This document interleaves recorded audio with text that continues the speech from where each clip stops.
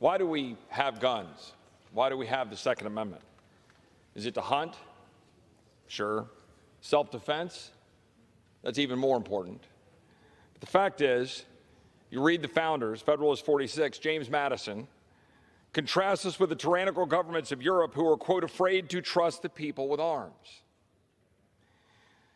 Joseph Story, in his commentaries on the Constitution in 1833, quote, the right of the citizens to keep and bear arms has justly been considered as the palladium of the liberties of a republic, since it offers a strong moral check against the usurpation and arbitrary power of rulers, and will generally, even if these are successful in the first instance, enable the people to resist and triumph over them.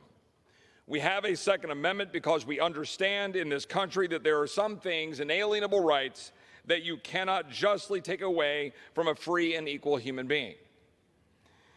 Tyrants disarm the people they intend to oppress. Those are the facts. Jewish people in Germany were prohibited from owning arms. 13 million Jews were exterminated by the Nazis. The Soviets instituted gun control and millions were killed. 20 million dissidents were rounded up and exterminated. Mao disarmed the Chinese people. 20 million dissidents were exterminated.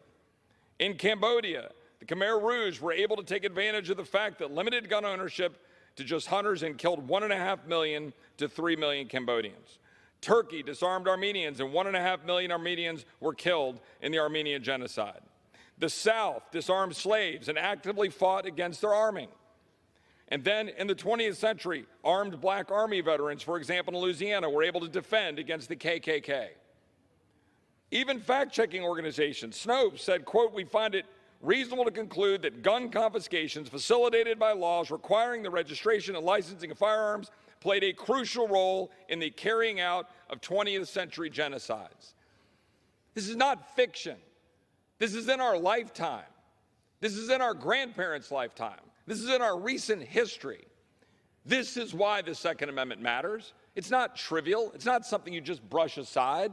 This is the foundation of liberty. It's who we are.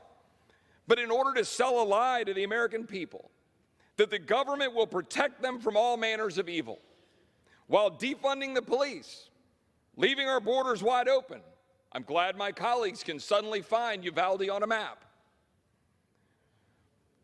while allowing dangerous cartels operating hundreds of miles into Texas, allowing fentanyl to pour into our communities and kill tens of thousands of children, the very children my colleagues say they wish to protect.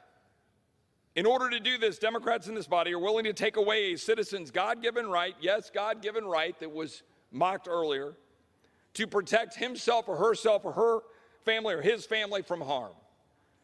The very harm they foster by appeasing lawlessness. And importantly, from the very tyranny being applied to them to deny that right. That is what is at stake.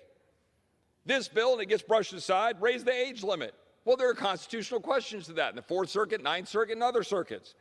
The second title on straw purchases, the very straw purchases Democrat DAs don't even want to really prosecute, would prohibit a law-abiding citizen from giving a gun to a friend as a gift. Safe storage would make it unlawful for me to have the 22 and the 20 gauge propped up by my door right now in Texas to kill coyotes and snakes. It would make it unlawful.